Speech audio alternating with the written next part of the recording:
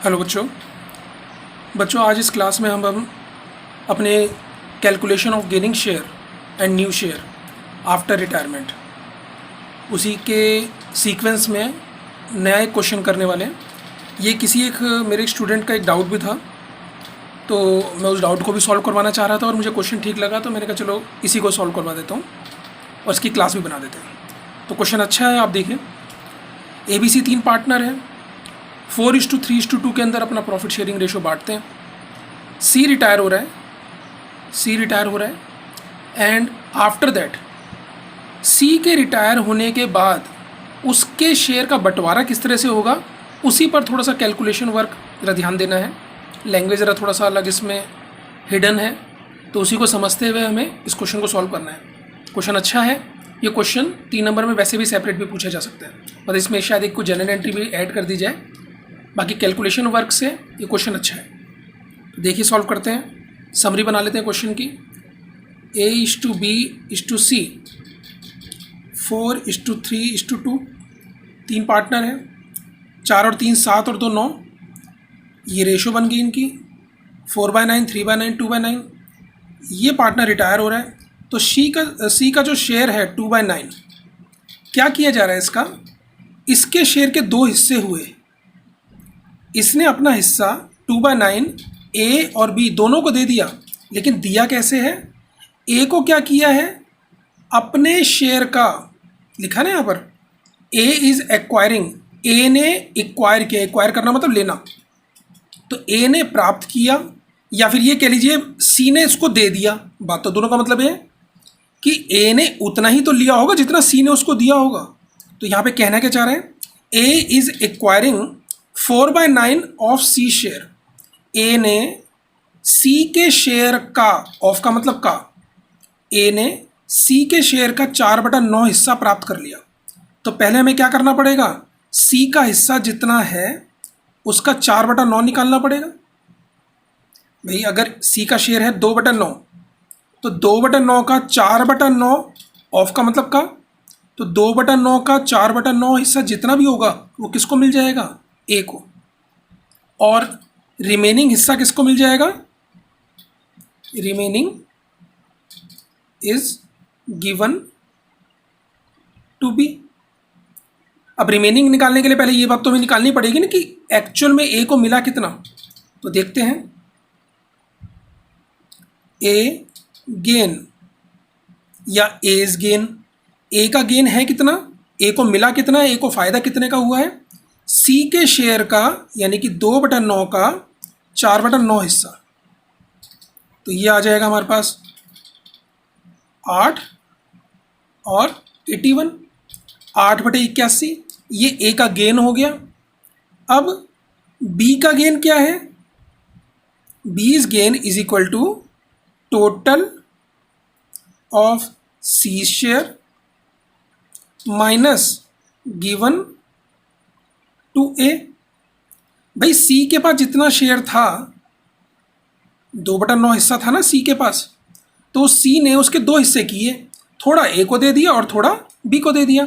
ए को जितना दिया है वो तो हमने कैलकुलेट करके निकाल लिया, बी को जितना दिया है वो उसने डायरेक्ट नहीं बताया, लेकिन उसने इतना बता दिया कि ए को देने के बाद जो बचेगा वो, तो भैया ए को देने के बाद बचेगा कितना, जाहिर बात है इसमें से इसको माइनस कर दो तो बचा हुआ हिस्सा आ जाएगा, वही मैंने यहाँ पे लिखा है। तो टोटल सी का जितना भी हिस्सा था उसमें से ए को जितना दे दिया उसको माइनस कर दो। तो 2/9 इसका हिस्सा था, ए को इसने दे कितना दिया, 8/81। बस अब कुछ नहीं, एलसीएम ले लेते हैं। 81 18 माइनस 8 10/81। ये ए का गेन हो गया, ये बी का गेन हो गया। ए ने इतना गेन किया, बी ने इतना गेन किया। बस अब क्या करना है, इनका न्यू रेशो निकाल लेते हैं। एज न्यू शेयर, ए का न्यू शेयर कैसे आएगा, A's old share plus A's gain. A का जितना पुराना था उसमें ए को जितना मिल गया वो जोड़ दो। ए का पुराना था 4/9, ए को मिल कितना गया, 8/81 हीरा। 8/81 से मिल गया। सेम वही एलसीएम लिया, 36 + 8 ये हो जाएगा 44/81, ये इसका न्यू आ गया। इसी तरह से बीज न्यू शेयर, बी का ओल्ड कितना था 3/9, मिल कितना गया इसे 10/81 मिल गया। 81 इसका एलसीएम आया, 27 + 10 37/81, ये इसका न्यू शेयर, ये इसका न्यू शेयर। न्यू रेशो अब निकाल सकते हो आप 44:37, मैं लिख नहीं रहा, आप लिख सकते हो अपने। अब गेनिंग, या चलो लिख देता हूँ, न्यू रेशो बिटवीन A:B, तो ये हो जाएगी हमारी 44/81 37/81।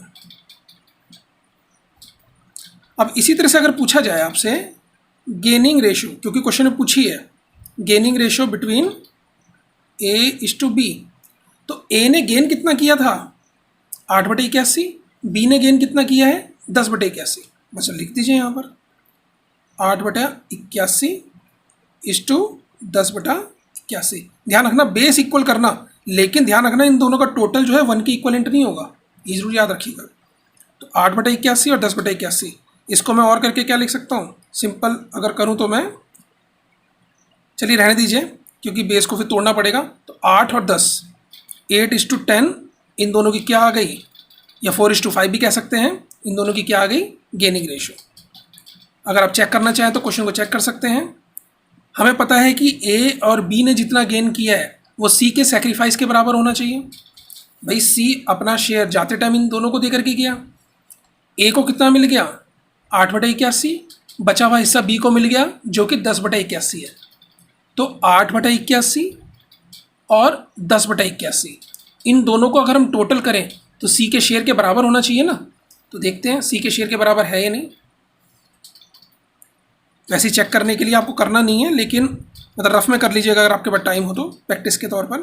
तो ये हो गया 18/81, और 18/81 को अगर आप 9 से डिवाइड करेंगे तो ये कितना हो गया 2/9। हमारा क्वेश्चन ये हो चुका है। अच्छा क्वेश्चन था, प्रैक्टिस करिएगा। ओके।